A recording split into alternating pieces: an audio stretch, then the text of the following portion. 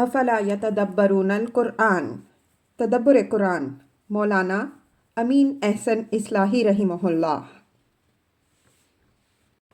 سورہ صاد آیات 17 تا 29۔ آگے کا مضمون۔ آگے نبی صلی اللہ علیہ وسلم کو یہ ہدایت ہوئی ہے کہ تم مخالفوں کی اس تمام مخالفت کے باوجود اپنے موقف حق پر ڈٹے رہو اور حضرت داؤد علیہ السلام کی سرگزشت سے خود بھی سبق حاصل کرو اور ان لوگوں کو بھی ان کے حالات سناؤ کہ اللہ نے ان کو جو دولت و حشمت دی اس کا عشر عشیر بھی قریش کو حاصل نہیں ہے، لیکن وہ یہ سب کچھ پا کر ان کی طرح گھمنڈ اور غرور میں مبتلا نہیں ہوئے، بلکہ جتنا ہی ان پر اللہ کا انعام بڑھتا گیا اتنی ہی ان کی شکر گزاری اور توجہ اللہ میں اضافہ ہوتا گیا۔ وہ لوگوں کے مقدمات بڑے صبر و حلم سے سنتے اور عدل کے مطابق ان کے فیصلے کرتے، اور اگر ان مقدمات کے اثناء میں کوئی بات ان کے سامنے ایسی آ جاتی جو خود ان کے لیے سبق آموز ہوتی تو فوراً اپنے رب کے آگے توبہ و استغفار کے لیے سجدے میں گر پڑتے۔ اللہ نے ان کو جو عظیم حکومت دی وہ انہوں نے اللہ کے احکام کے مطابق چلائی، استکبار میں مبتلا ہو کر اپنی خواہشوں کی پیروی نہیں کی۔ وہ اس حقیقت سے واقف تھے کہ جو لوگ زمین میں اقتدار پا کر خدا کے اقتدار اور آخرت کے محاسبے کو بھول جائیں گے وہ اللہ کی پکڑ سے نہیں بچیں گے، اس لیے کہ یہ دنیا اس کے خالق نے بازیچۂ اطفال نہیں بنائی ہے، بلکہ اس کے بعد ایک ایسا دن لازماً آنا ہے جس میں وہ ان لوگوں کو صلہ دے جو اس زمین میں اس کی خلافت کا حق ادا کریں، اور وہ لوگ کافر کردار کو پہنچیں جو استکبار میں مبتلا ہو کر اس میں دھاندلی مچائیں۔ اس روشنی میں آیات کی تلاوت فرمائیے۔ اعوذ باللہ من الشیطان الرجیم، بسم اللہ الرحمن الرحیم۔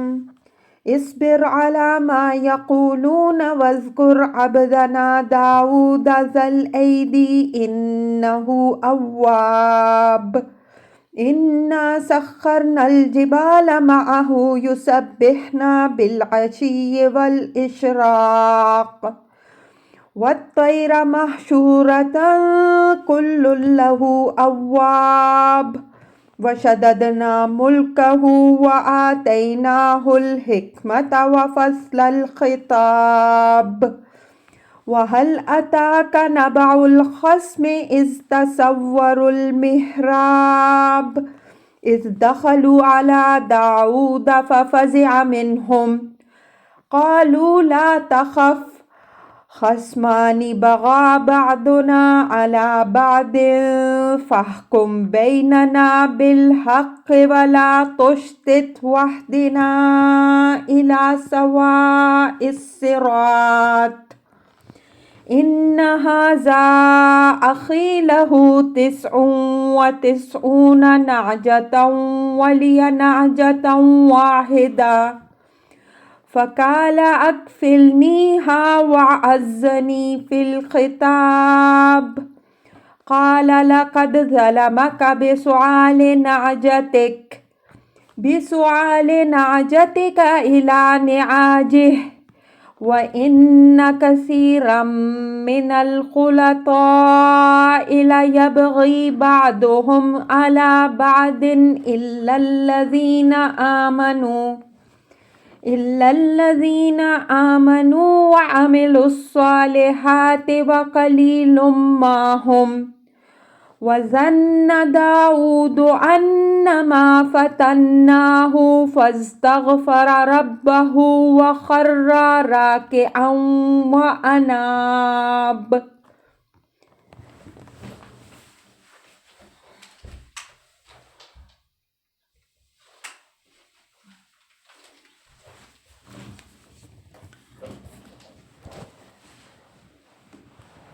فغفرنا له ذلك وإن له عندنا لزلفى وحسن مآب۔ یا داؤد انا جعلناک خلیفۃ فی الارض فاحکم بین الناس بالحق ولا تتبع الهوى فيضلك عن سبيل الله إن الذين يضلون عن سبيل الله لهم عذاب شديد بما نسوا يوم الحساب وما خلقنا السماء والأرض وما بينهما باطلا ذلك ظن الذين كفروا فويل للذين كفروا من النار أم نجعل الذين آمنوا وعملوا الصالحات كالمفسدين في الأرض أم نجعل المتقين كالفجار کتاب انزلناہ الیک مبارک لیدبروا آیاتہ ولیتذکر اولو الالباب۔ ترجمہ: یہ جو کچھ کہتے ہیں اس پہ صبر کرو اور ہمارے بندے داؤد زور و قوت والے کا حال سناؤ، بے شک وہ اللہ کی طرف بڑا ہی رجوع کرنے والا تھا۔ ہم نے اس کے ساتھ پہاڑوں کو لگا دیا جو شام اور صبح اس کے ساتھ تسبیح کرتے، اور پرندوں کو بھی جھنڈ کے جھنڈ، سب اللہ کی طرف رجوع کرنے والے تھے۔ ہم نے اس کی سلطنت مستحکم کر دی اور اس کو حکمت اور معاملات کے فیصلے کی صلاحیت عطا فرمائی تھی۔ کیا تمہیں فریقوں کے معاملے کی خبر پہنچی ہے؟ جب کہ وہ دیوار پھاند کر محراب میں داخل ہو گئے، جب کہ وہ داؤد علیہ السلام کے پاس پہنچے تو وہ ان سے ڈرا۔ وہ بولے، آپ ڈرے نہیں، ہم دو فریق کے معاملہ ہیں، ایک دوسرے پر زیادتی کی ہے، تو ہمارے درمیان انصاف کے ساتھ فیصلہ فرمائیے اور کوئی بے انصافی نہ کیجیے اور صحیح راہ کی طرف ہماری رہنمائی کیجیے۔ یہ میرا بھائی ہے، اس کے پاس 99 دمبیاں ہیں اور میرے پاس ایک ہی دمبی ہے۔ پس اس نے کہا کہ یہ بھی میرے حوالے کر دے، اور بحث میں اس نے مجھے دبا لیا۔ داؤد علیہ السلام نے کہا، اس نے تمہاری دمبی کو اپنی دمبیوں میں ملانے کے مطالبہ کر کے تمہارے اوپر ظلم کیا ہے، اور اکثر شرکاء اسی طرح ایک دوسرے پر زیادتی کرتے ہیں، بس وہی اس سے مستثنی ہیں جو ایمان رکھتے ہیں اور عمل صالح کرتے ہیں، اور ایسے لوگ بہت ہی تھوڑے ہیں۔ اور داؤد علیہ السلام نے گمان کیا کہ ہم نے اس کا امتحان کیا ہے، تو اس نے اپنے رب سے استغفار کیا اور اس کے حضور جھک پڑا اور توبہ کی، تو ہم نے اس کو معاف کر دیا، اور بے شک اس کے لیے ہمارے پاس خاص مقام قرب اور اچھا انجام ہے۔ اے داؤد علیہ السلام، ہم نے تم کو زمین میں خلیفہ بنایا، تو لوگوں کے درمیان عدل کے ساتھ فیصلہ کرو اور خواہش کی پیروی نہ کرنا کہ وہ تمہیں اللہ کی راہ سے ہٹا دے۔ جو لوگ اللہ کی راہ سے بھٹک جاتے ہیں ان کے لیے سخت عذاب ہے، بوجہ اس کے کہ انہوں نے روز حساب کو بھلائے رکھا۔ اور ہم نے آسمان و زمین اور ان کے درمیان کی چیزیں عبث نہیں پیدا کی ہیں۔ یہ ان لوگوں کا گمان ہے جنہوں نے کفر کیا ہے، تو ان لوگوں کے لیے جنہوں نے کفر کیا دوزخ کی ہلاکت ہے۔ کیا ہم ان لوگوں کو جو ایمان لائے اور انہوں نے عمل صالح کیے زمین میں فساد مچانے والوں کی طرح کر دیں گے، یا ہم متقیوں کو فاجروں کی طرح بنا دیں گے؟ یہ نہایت مبارک کتاب ہے جو ہم نے تمہاری طرف اتاری ہے تاکہ لوگ اس کی آیات پر تدبر کریں اور صاحب عقل اس سے یاد دہانی حاصل کریں۔ الفاظ کی تحقیق اور آیات کی وضاحت۔ اصبر علی ما یقولون واذکر عبدنا داؤد ذی الایدی انہ اواب۔ حضرت داؤد علیہ السلام اور حضرت سلیمان علیہ السلام کے نہایت مؤثر واقعات زندگی انبیاء، نمل اور سبا میں بھی گزر چکے ہیں۔ یہاں کچھ نئے واقعات ان کی زندگی کے سنائے گئے ہیں جو نبی صلی اللہ علیہ وسلم کے لیے بھی موجب تسلی ہیں اور قریش کے لیڈروں کے لیے بھی نہایت سبق آموز۔ अगर वो इनसे फ़ायदा उठाएं। लफ्ज़ उज़्कुर यहाँ अपने अंदर दो पहलू रखता है।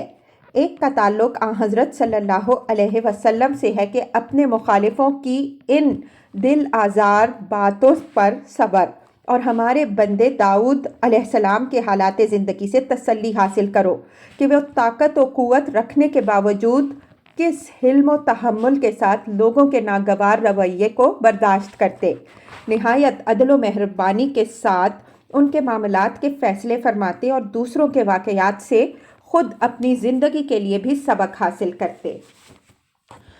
दूसरे का ताल्लुक़ कुरैश के उन मुतमर्रिदीन से है जिनका ज़िक्र ऊपर से चला आ रहा है कि इन लोगों को हमारे साहिब क़ुव्वत व जमीयत बंदे दाऊद अलैहिस्सलाम के हालात ज़िंदगी सुनाओ के बावजूद ये कि उनको उनसे कहीं ज़्यादा दौलत व हशमत हासिल थी, लेकिन इस चीज़ ने इनकी तरह किसी गुरूर व इस्तिकबार में उनको मुब्तला नहीं किया, बल्कि वो अपने रब की तरफ बराबर मुतवज्जे रहने वाले बंदे थे।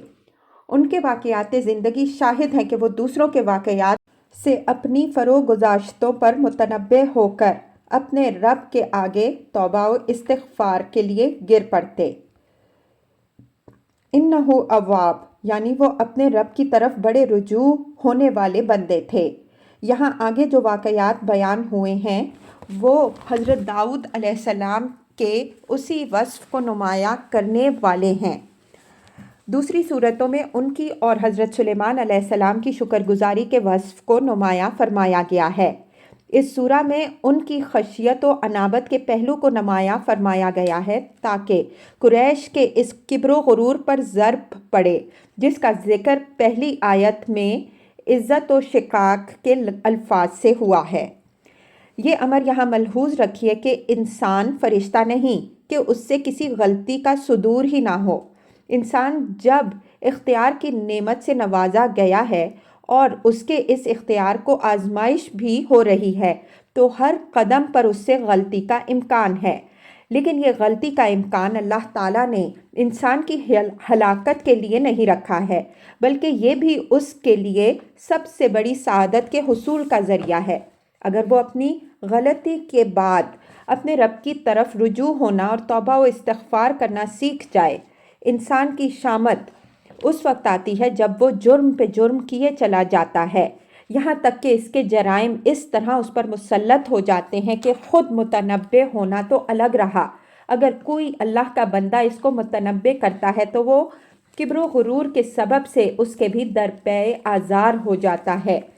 कुरान ने यहाँ ज़ुल ऐदी और अव्वाब दोनों सिफ़तों को एक साथ ज़िक्र करके ये दिखाया है कि कोई साहिब क़ुव्वत व हुकूमत शख्स अल्लाह ताला का मंजूर नज़र बंदा उस वक्त बनता है जब वो क़ुव्वत व शौकत के साथ इसके अंदर अव्वाबियत की सिफ़त पाई जाए। अगर क़ुव्वत व सौलत उसके अंदर इज़्ज़त व शिकाक की रऊनत पैदा कर दे तो ये नमरूदियत और फ़िरौनियत है जो अल्लाह के नज़दीक एक मलून व मबहूस हुक्मरान थे। इन्ना सख्खरनल जिबाला मअहू युसब्बिहना बिल अशिय्यि वल इशराक वत्तैरा महशूरतन कुल्लुन लहू अव्वाब। यह हज़रत दाऊद अलैहिस्सलाम की अव्वाबियत की वजाहत है कि वो सुबह और शाम दामन कोह में बैठकर अपने रब की तस्बीह करते और जब वो अपने ख़ास लहन में ज़बूर के मंजूम नग़मे छेड़ते तो पहाड़ भी उनकी हमनवाई करते और परिंदों के भी झुंड के झुंड जमा होकर उनके सुर में अपने सुर मिलाते। अल्लाह ताला ने उनके पुरसोज लहन और उनके दर्दमंद दिल में ऐसी तासीर व तस्खीर रखी थी कि उनके इर्द गिर्द की पूरी फ़िज़ा उनकी सदाए बाज़गश्त से गूंज उठती और दश्त व जबल चरिंदो परिंद सब तौबा व मुनाजात के लिए उनके शरीक बज़म बन जाते। इस हकीकत की वजाहत हम इसके महल में कर चुके हैं कि इस कायनात की हर चीज़ अल्लाह ताला की तस्बीह करती है, लेकिन हम उनकी तस्बीह नहीं समझते। लेकिन हमारे ना समझने से ये लाजिम नहीं आता कि कोई भी इनको नहीं समझता। हज़रत दाऊद अलैहिस्सलाम को अल्लाह ताला ने जिस तरह पहाड़ों को मोम कर देने वाला और परिंदों को जज्ब करने देने वाला सोज़ो लहन बख्शा था, उसी तरह उनको वो गोश शनवा भी अता फरमाया था कि वो उनकी तस्बीह व मनाजात को समझ सकें। पिछली सूरतों में इन बातों की वजाहत हो चुकी है, इस वजह से यहाँ हम इशारे पर किफ़ायत करते हैं। व शददना मुल्कहू व आतैनाहुल हिकमता व फस्लल खिताब। ये हज़रत दाऊद अलैहिस्सलाम की कुव्वत व सौलत का बयान है, जिसका ज़िक्र ऊपर ज़ुल ऐदी के लफ्ज़ से हुआ है। शददना मुल्कहू यानी हमने उसको हुकूमत अच्छी तरह मुस्तहकम करके दी और इसको मुस्तहकम रखने के लिए इसको हिकमत और फस्ल खिताब की सलाहियत से नवाजा था। हिकमत की वजाहत इसके महल में हो चुकी है। फस्ल खिताब से मुराद फ़ैसला नज़ाआत की सलाहियत है। लफ्ज़ खिताब आगे आयत 23 में बहस व नज़ा के मफ़हूम में आया है। इससे मालूम हुआ कि हुकूमत के इस्तेहकाम के लिए अव्वल शय ये है कि हुक्मरान हिकमत के नूर से मुनव्वर और फ़ैसला मामलात की सलाहियत से भरपूर हो। अगर ये चीज़ ना हो तो हुकूमत की बुनियाद रेत पर है, अगरचे इसके पास दूसरे असबाब व वसाइल की कितनी ही वाफिर मिक़दार मौजूद हो। ये हिकमत अल्लाह ताला के साथ मजबूत ताल्लुक़ से हासिल होती है। इस ताल्लुक़ से महरूम हुक्मरान उसी गुरूर व घुमंड में मुब्तला हो जाते हैं जिस पर यहाँ तनकीद हो रही है, और अपने साथ अपनी पूरी कौम की तबाही के असबाब फराहम करते हैं। उनके हाथों में हुकूमत की ताकत का होना वैसा ही है जैसे नादान के हाथ में तलवार हो। वहल अता का नबा उल खस्म इस तसव्वरुल मिहराब। ये उनकी हिकमत व दानिश, उनके अदल या कुरान के अल्फाज में उनके फसले खिताब की एक शान बयान हो रही है, जिससे चंद बातें नहायत वाज़े तौर पर सामने आती हैं। एक ये कि अदल के मामले में इनके नज़दीक अमीर व गरीब दोनों यकसां थे। उनकी हुकूमत में कोई गरीब से गरीब शख्स भी अपना हक किसी बड़े से बड़े आदमी से नहायत आसानी से वसूल कर लेता था। दूसरी ये कि उनकी रियाया को इन पर पूरा इत्मीनान था। लोग अपने मामलात के फ़ैसले के लिए बेझिझक उनके पास पहुंच जाते, यहाँ तक कि अगर किसी सबब से पहरेदार माने होते तो बाज़ औक़ात लोग दीवार फांद कर उनके पास पहुंच सकते। अपने मामलात नहायत जुर्रत के साथ पेश करते और वो नहायत तहम्मुल के साथ उनके कज़ियों का फ़ैसला करते, और इस बात से मुतलक कबीदा खातिर ना होते कि लोगों ने उनके आराम में खलल डाला या उनको खिताब करने में उनके अदब को मलहूज़ नहीं रखा या उनके हाजिबों और पहरादारों की कोई परवाह नहीं की। तीसरी ये कि वो जिस कानून अदल की रोशनी में दूसरों के मामलात के फ़ैसले करते, उसी की रोशनी में ख़ुद अपने मामलात का भी बराबर जायज़ा लेते रहते। अगर किसी गोशे में कोई खफीफ से खफीफ इन्हिराफ भी इनको महसूस होता तो वो फ़ौरन अपने रब से इस्तिग़फ़ार और उस गलती की इस्लाह करते। ये उसूली बातें सामने रखते हुए अब असल वाक़या के अज्ज़ा पर गौर कीजिए। हल अताका के उसलूब ख़िताब से वाक़े की अहमियत का भी इजहार हो रहा है और इसमें मुखातिब के लिए फ़िल जुमला तशवीक़ व तरग़ीब भी है। मुखातिब ज़रूरी नहीं कि हज़रत सल्लल्लाहु अलैहि वसल्लम ही हो, बल्कि वाहिद का ख़िताब जैसा कि वजाहत हो चुकी है जमा के लिए भी आता है। लफ्ज़ क़सम किसी मुक़द्दमा के फ़रीक़ों के लिए आता है। ये वाहिद व जमा दोनों के लिए यकसां इस्तेमाल होता है। इस तसव्वरुल मिहराब, तसव्वरा के माना दीवार पर चढ़ने के हैं। यहाँ अरबियत के कायदे के मुताबिक ये लफ्ज़ दखलू के मफ़हूम पर मुतज़म्मिन है, यानी तसव्वरुल जिदारा व दखलुल मिहराब। मिहराब से हज़रत दाऊद अलैहिस्सलाम के महल का कोई कमरा भी मुराद हो सकता है और ख़ुद महल भी। अरबी में बस्सा औकात जुज़ बोलते हैं और इससे कुल मुराद लेते हैं। वाक़े की नौयत ये मालूम होती है कि एक झगड़े के दौरान दोनों फ़रीक़ों ने अपने अपने साथियों के हमरा किसी ऐसे वक्त में हज़रत दाऊद अलैहिस्सलाम की खिदमत में फ़ैसले के लिए हाजिर होने की कोशिश की, जो उनके फसले मुक़द्दमात का नहीं बल्कि आराम या इबादत का वक्त था। صدر دروازے پر پہرہ داروں نے ان کو نا وقت محل کے اندر داخل ہونے کی اجازت نہ دی ہوگی، لیکن وہ اس سے مایوس نہیں ہوئے، بلکہ پہرہ داروں کی نظر بچا کر کسی دوسری طرف سے چار دیواری پھاند کر محل میں جا گھسے۔ ایک عظیم حکمران کے محل میں اس طرح جا گھسنا اگرچہ ایک نہایت سنگین اقدام ہے، جس کی سزا عام حالات میں نہایت سخت ہے، لیکن انہیں چونکہ حضرت داؤد علیہ السلام کے حلم پر پورا بھروسہ تھا، اس وجہ سے وہ یہ جسارت کر گزرے۔ اذ دخلوا علی داؤد ففزع منہم قالوا لا تخف خصمان بغى بعضنا علی بعض فاحکم بیننا بالحق ولا تشطط واہدنا الی سواء الصراط۔ ان کے اس طرح داخل ہونے سے حضرت داؤد علیہ السلام پر گھبراہٹ طاری ہونا ایک امر فطری تھا، چنانچہ وہ گھبرائے کہ شاید ڈاکو یا ان کے دشمن پہرہ داروں کی نظر بچا کر محل کے اندر گھس آئے ہیں، لیکن داخل ہونے والوں نے ان کو اطمینان دلایا کہ ہم دشمن نہیں ہیں، اس وجہ سے آپ کوئی اندیشہ نہ کریں، بلکہ ہم ایک مقدمہ کے دونوں فریق ہیں، ہم میں سے ایک نے دوسرے پر تعدی کی ہے، تو آپ ہمارے درمیان انصاف کے ساتھ فیصلہ کر دیجئے، اور فیصلہ میں کوئی طرفداری اور ناانصافی نہ کیجئے، بلکہ ہماری رہنمائی عدل کی صراط مستقیم کی طرف کیجئے۔ اگرچہ ان لوگوں کی مداخلت بالکل ناوقت تھی، اور اس کے لیے انہوں نے جو طریقہ اختیار کیا وہ بھی نہایت بھونڈا اختیار کیا۔ گفتگو کا انداز، جیسا کہ لا تشتت کے لفظ سے ظاہر ہے، نہایت ناشائستہ تھا، لیکن وہ اپنے حکمران کے مزاج سے اچھی طرح آشنا تھے۔ وہ جانتے تھے کہ خواہ کتنے ہی غلط طریقہ سے اور کتنے ہی ناوقت ہم حضرت داؤد علیہ السلام کے پاس پہنچیں، لیکن ہم پہنچ گئے، اور ان کے علم میں یہ بات آ گئی کہ ہم طلب انصاف کے لیے آئے ہیں، تو وہ ہماری جسارتوں سے درگزر کرتے ہوئے اسی وقت ہمارے جھگڑے کا فیصلہ کر دیں گے۔ چنانچہ ان کی یہ توقع 100% پوری ہوئی۔ حضرت داؤد علیہ السلام کو جب اطمینان ہو گیا کہ یہ لوگ مقدمے کے لیے آئے ہیں، تو وہ اسی وقت اس کے فیصلے کی طرف متوجہ ہو گئے، اور ان کی ان جسارتوں کا انہوں نے کوئی نوٹس نہیں لیا جس کے وہ مرتکب ہوئے تھے۔ حضرت عمر رضی اللہ عنہ کے حالات زندگی پڑھیے تو معلوم ہوگا کہ ٹھیک یہی حال ان کا بھی تھا۔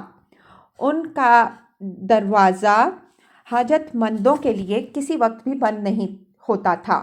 راستہ چلتے ہوئے معمولی لوگ ان کا ہاتھ پکڑ لیتے، نہایت بے باکی بلکہ بعض اوقات گستاخی کے ساتھ ان کے سامنے اپنی ضرورتیں پیش کرتے۔ وہ ان کی باتیں نہایت حلم اور توجہ کے ساتھ سنتے اور بلا تاخیر ان کی حاجت براری کرتے۔ ان ھذا اخی لہ 99 نعجۃ ولی نعجۃ واحدہ فقال اکفلنیھا وعزنی فی الخطاب۔ یہ اصل جھگڑے کی تفصیل ہے جو مظلوم فریق نے پیش کی۔ اس نے دوسرے فریق کی طرف اشارہ کرتے ہوئے بتایا کہ یہ میرا بھائی ہے جس کے پاس 99 دمبیاں ہیں، اور میرے پاس ایک ہی دمبی ہے۔ اس کا مطالبہ یہ ہے کہ میں اپنی دمبی بھی اس کے حوالے کر دوں۔ اس کے لیے یہ مجھ سے جھگڑتا ہے، اور جھگڑے میں یہ مجھ پر غالب آ گیا ہے۔ یہاں یہ امر ملحوظ رہے کہ اس زمانے میں اس علاقے کی اصلی دولت بھیڑوں اور دمبیوں ہی کی عبارت تھی۔ حضرت داؤد علیہ السلام کی زندگی بھی بادشاہی سے پہلے بھیڑ سالے اور بھیڑوں کے چرانے ہی میں گزری تھی۔ تاریخوں سے یہاں تک پتہ چلتا ہے کہ اس زمانے کے سکہ پر تصویر بھی دمبی کی تھی، اور اس کو ناجا کہتے بھی تھے۔ یہ بات اگر صحیح نہ بھی ہو، جب بھی مملکت اور مال کی تعبیر کے لیے یہ لفظ اس زمانے میں معروف رہا ہے۔ عزنی فی الخطاب میں لفظ خطاب بحث و جدال کے مفہوم میں ہے۔ چونکہ وہ دولت مند آدمی تھا، اور دولت مند کو حامی بڑی آسانی سے مل جاتے ہیں، اس وجہ سے اس نے دوسروں کو ہم خیال بنا کر غریب آدمی کو دبا لیا ہوگا۔ قال لقد ظلمك بسؤال نعجتك الى نعاجه وان كثيرا من الخلطاء ليبغي بعضهم على بعض الا الذين امنوا وعملوا الصالحات وقلیل ما هم وظن داؤد انما فتناه فاستغفر ربه وخر راکعا واناب۔ لفظ سؤال یہاں مطالبہ کے مفہوم میں ہے۔ اسی مفہوم کے لیے اس کا استعمال معروف ہے۔ اس کی وضاحت اس کے محل میں ہو چکی ہے۔ اس کے بعد الا کا صلہ اس بات کا قرینہ ہے کہ یہ لفظ یہاں ضم یا خلط کے مفہوم پر متضمن ہے۔ حضرت داؤد علیہ السلام نے مقدمے کی روداد سنتے ہی اندازہ فرما لیا کہ زیادتی دولت مند کی تھی، اور پھر بے رو رعایت یہ فیصلہ سنا دیا کہ اس شخص نے تمہاری دمبی کو اپنی دمبیوں میں ملا لینے کا مطالبہ کر کے تمہارے اوپر ظلم کیا ہے، اور ساتھ ہی یہ ریمارک بھی دے دیا کہ اکثر شرکائے معاملہ اپنے 99 کو 100 بنانے کی فکر میں اسی طرح ایک دوسرے کے ساتھ زیادتیاں کرتے رہتے ہیں۔ صرف وہی لوگ اس سے مستثنیٰ ہیں جو ایمان اور عمل صالح کی روش پر گامزن ہوں، اور اس طرح کے لوگ بہت تھوڑے ہیں۔ قلیل کے ساتھ ماں کے اضافے نے اس کے اندر مبالغہ کا مفہوم پیدا کر دیا ہے۔ وَظَنَّ دَاوُودُ أَنَّمَا فَتَنَّاهُ فَاسْتَغْفَرَ رَبَّهُ وَخَرَّ رَاكِعًا وَأَنَابَ۔ اب یہ حضرت داؤد علیہ السلام کی خاص صفت اوابیت اور انابت کی طرف توجہ دلائی کہ وہ ایک بادشاہ ہونے کے باوجود دنیا داروں کی طرح کسی گھمنڈ اور استکبار میں مبتلا نہیں تھے، بلکہ اپنے رب سے ڈرنے والے بندے تھے۔ اس وجہ سے اس واقعہ کی روشنی میں انہوں نے خود اپنے حالات کا فوراً جائزہ لیا اور اپنی ایک کمزوری پر شرمسار ہو کر اپنے رب کے آگے استغفار و توبہ کے لیے سجدے میں گر پڑے۔ یہ کمزوری کیا تھی؟ قرآن نے اس کی کوئی تصریح نہیں کی ہے۔ یہ معاملہ حضرت داؤد علیہ السلام اور ان کے رب کے درمیان کا ایک راز ہے، اس وجہ سے کسی کو اس کی کھوج کرید کا حق بھی نہیں ہے۔ انما فتناہ کے الفاظ سے صرف یہ اشارہ نکلتا ہے کہ مقدمہ کا فیصلہ کرنے کے ساتھ ہی حضرت داؤد علیہ السلام چوکنے ہوئے کہ اسی سے ملتے جلتے ہوئے امتحان میں وہ خود بھی مبتلا ہیں۔ اگر کوئی شخص اس امتحان کو کسی واقعہ کی شکل دینے پر مصر ہی ہو تو حضرت داؤد علیہ السلام کے حالات کو سامنے رکھتے ہوئے وہ چاہے تو یہ فرض کر سکتا ہے کہ جس طرح بادشاہوں کو کسی شخصی یا اجتماعی ضرورت سے دوسروں کی کسی ملکیت سے تعرض کرنے کی ضرورت پیش آتی رہتی ہے، اسی طرح کوئی ضرورت حضرت داؤد علیہ السلام کو بھی پیش آئی۔ عام بادشاہ تو اس طرح کے معاملات میں کسی کی کوئی پرواہ نہیں کرتے، وہ اپنے قصر و ایوان کی سڑک سیدھی رکھنے کے لیے بے دریغ غریبوں کی جھونپڑیوں پر بلڈوزر پھروا دیتے ہیں، لیکن حضرت داؤد علیہ السلام ایک خدا ترس بادشاہ تھے۔ وہ اس طرح کا کوئی اقدام نہیں کر سکتے تھے، اور اگر ان کے دل میں کسی کی ملکیت سے تعرض کرنے کی کوئی خواہش رہی ہوگی تو اس واقعے سے متنبہ ہو کر اس سے بھی تائب ہو گئے، اور ایک صحیح الفطرت انسان کی اصلی خوبی یہی ہے کہ وہ دوسروں کے واقعات سے خود اپنے لیے سبق حاصل کرے، اور اگر اس کے اندر کوئی غلط خواہش پیدا ہوئی ہے تو اپنے رب سے معافی مانگے۔ قرآن کے الفاظ سے جو بات نکلتی ہے وہ تو زیادہ سے زیادہ اسی حد تک جاتی ہے۔ رہے وہ مزخرف قصے جو تفسیر کی بعض کتابوں میں نقل ہوئے ہیں تو ان کی نسبت ہماری دعا یہ ہے کہ اللہ تعالیٰ ان لوگوں کو معاف کرے جو اپنی کتابوں میں ان کو نقل کرنے کے مرتکب ہوئے ہیں۔ وَخَرَّ رَاكِعًا وَأَنَابَ میں رکوع اور سجدہ دونوں مراد ہیں۔ رکوع کا ذکر تصریح کے ساتھ موجود ہے اور لفظ خرّ سجدہ سے پر دلیل ہے۔ اناب دل کے رجوع کی طرف اشارہ کر رہا ہے۔ رکوع اور سجدہ خدا کی طرف انابت کی طرف صرف ظاہری دلیل ہے، ان کے اندر اصلی روح دل کی انابت سے پیدا ہوتی ہے۔ فَغَفَرْنَا لَهُ ذَلِكَ وَإِنَّا لَهُ عِندَنَا لَزُلْفَىٰ وَحُسْنَ مَآبٍ۔ اللہ تعالیٰ نے حضرت داؤد علیہ السلام کے اس تنبیہ اور استخبار کے بعد ان کی غلطی معاف فرما دی، اور چونکہ ہر سچی توبہ آدمی کے مرتبہ کو پہلے سے زیادہ بڑھا دیتی ہے اور ہر رجوع الی اللہ سے اس کو مزید قرب حاصل ہوتا ہے، اس وجہ سے ان کے مراتب میں اللہ کے ہاں اضافہ ہوا۔ یا داؤد انا جعلناک خلیفۃ فی الارض فاحکم بین الناس بالحق ولا تتبع الہوی فیضلک عن سبیل اللہ ان الذین یضلون عن سبیل اللہ لہم عذاب شدید بما نسوا یوم الحساب۔ مذکور بالا تنبیہ اور حضرت داؤد علیہ السلام کے توبہ و استغفار کے بعد اللہ تعالیٰ نے ان کو نہایت واضح الفاظ میں یہ ہدایت فرمائی کہ اے داؤد، میں نے اپنی طرف سے کچھ اختیار و اقتدار دے کر تمہیں زمین میں خلیفہ بنایا ہے، تو اس خلافت کا تقاضا یہ ہے کہ تم اس اختیار و اقتدار کو اپنے مستخلف کی مرضی کے مطابق استعمال کرو اور لوگوں کے درمیان حق و عدل کے ساتھ فیصلہ کرو، اور کبھی اپنی خواہشوں کے پیچھے نہ لگو ورنہ وہ تمہیں حق و عدل کی راہ سے ہٹا دیں گی۔ اس بات کو ہمیشہ یاد رکھو کہ جو لوگ اللہ کے راستے سے ہٹ جائیں گے وہ آخرت فراموشی کے جرم میں شدید عذاب میں گرفتار ہوں گے۔ یہ ہدایت جو حضرت داؤد علیہ السلام کو فرمائی گئی، یہی ہدایت دنیا کے تمام حکمرانوں بلکہ تمام انسانوں کے لیے ہے۔ جس کو بھی کوئی اختیار و اقتدار ملتا ہے وہ خدا ہی کے دیے ملتا ہے، اور اس کی بابت ہر شخص قیامت کے دن جواب دہ ہوگا کہ اس نے اس کو خدا کی مرضی کے مطابق استعمال کیا یا اپنی خواہشوں کی پیروی کی۔ پھر جس نے بھی اس روز حساب کو نظر انداز کر کے اپنی خواہشوں کی پیروی کی ہوگی وہ اس انجام سے دوچار ہوگا جو اوپر مذکور ہے۔ وَمَا خَلَقْنَا السَّمَاءَ وَالْأَرْضَ وَمَا بَيْنَهُمَا بَاطِلًا ذَلِكَ ظَنُّ الَّذِينَ كَفَرُوا فَوَيْلٌ لِّلَّذِينَ كَفَرُوا مِنَ النَّارِ۔ حضرت داؤد علیہ السلام کی سرگزشت ختم کرنے کے بعد یہ مخاطبوں کی طرف التفات ہے۔ ان کے سامنے یہ حقیقت واضح فرمائی گئی کہ یہ کیوں ضروری ہے کہ ایک ایسا دن آئے جس میں ہر شخص اپنے رب کے سامنے مسئول ہو کہ اس نے خدا کے بخشے ہوئے اختیار کو صحیح استعمال کیا یا غلط۔ فرمایا کہ یہ اس لیے ضروری ہے کہ اگر ایک ایسا روز حساب نہ آئے تو اس کے معنی یہ ہوئے کہ یہ دنیا ایک بالکل باطل کارخانہ اور ایک کھلنڈرے کا کھیل ہے جس میں نیکی اور بدی، خیر و شر اور حق و باطل میں کوئی امتیاز نہیں۔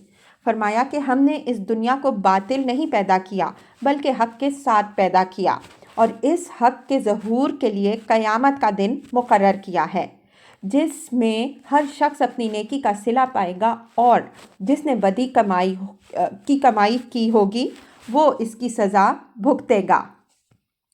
ذَلِكَ ظَنُّ الَّذِينَ كَفَرُوا، یعنی اس دنیا کو بازیچہ اطفال وہ سمجھتے ہیں جو آخرت کے منکر ہیں۔ ان کے نزدیک یہ دنیا ہی سب کچھ ہے، اور اس دنیا میں چونکہ لازم نہیں کہ باطل پر سزا ملے یا نیکی پر انعام، اس وجہ سے وہ یہ سمجھ بیٹھے ہیں کہ اس کے خالق کے نزدیک نیکی اور بدی میں سرے سے کوئی امتیاز ہی نہیں۔ فَوَيْلٌ لِّلَّذِينَ كَفَرُوا مِنَ النَّارِ، فرمایا کہ جو لوگ آخرت کے منکر اور جزا و سزا سے بے پرواہ ہیں وہ دوزخ کی ہلاکی سے دوچار ہوں گے۔ ام نجعل الذین آمنوا وعملوا الصالحات کالمفسدین فی الارض ام نجعل المتقین کالفجار۔ یہ سوال با انداز تعجب ہے کہ جو لوگ آخرت اور جزا و سزا کو نہیں مانتے، کیا ان کا گمان یہ ہے کہ ہم ایمان و عمل صالح کی روش اختیار کرنے والوں اور زمین میں فساد برپا کرنے والوں کو برابر کر دیں گے، یا خدا سے ڈرنے والوں اور نافرمانیوں کے ساتھ ہمارا معاملہ یکساں ہوگا، یا خدا سے ڈرنے والوں اور نافرمانوں کے ساتھ ہمارا معاملہ یکساں ہوگا؟ یعنی آخرت کو نہ ماننے کا بدیہی نتیجہ یہی سامنے آتا ہے، اور یہ ایک ایسی بات ہے جس کا ایک حکیم و رحیم اور قادر و عزیز خدا کے متعلق تصور بھی نہیں کیا جا سکتا۔ یہی حقیقت سیدنا مسیح علیہ السلام نے پاکستان والی تمثیلوں میں مختلف اسلوبوں سے سمجھائی ہے کہ یہ کس طرح ممکن ہے کہ ایک آقا اپنے پاکستان کی نگرانی پر اپنے غلاموں کو مقرر کرے جن میں سے بعض تو اس کے پاکستان کے اندر دھاندلی مچائیں اور کچھ ایمانداری کے ساتھ اپنے فرائض بجا لائیں، اور آقا دونوں کے ساتھ یکساں سلوک کرے۔ اگر کوئی آقا ایسا کرے تو ماننا پڑے گا کہ وہ تو بالکل بے بس اور بے خبر ہے، یا نہایت ہی احمق اور ناانصاف، اور یہ دونوں ہی باتیں ایسی ہیں جن سے اللہ جل شانہ بالکل پاک ہے۔ کتاب انزلناہ الیک مبارک لیدبروا آیاتہ ولیتذکر اولو الالباب۔ یہ حضرت صلی اللہ علیہ وسلم کو مخاطب کر کے فرمایا کہ انہی حقائق کی یاد دہانی کے لیے ہم نے تمہاری طرف یہ کتاب اتاری ہے، اور یہ ایک مبارک کتاب ہے جو دلوں کے لیے زندگی بخش ہے، اور اس کے اتارنے کا مقصد یہ ہے کہ جن کے اندر عقل ہے وہ اس کی آیات پر غور کریں اور ان سے یاد دہانی حاصل کریں۔ یہ اللہ تعالیٰ کا بہت بڑا فضل ہے جو اس نے لوگوں پر فرمایا ہے، بشرطے کہ وہ گھمنڈ اور مخاصمت کی روش ترک کر کے اس نعمت کی قدر کریں۔ یہ اسی مضمون کا دوسرا الفاظ میں اعادہ ہے جو پہلی آیت میں گزر چکا ہے۔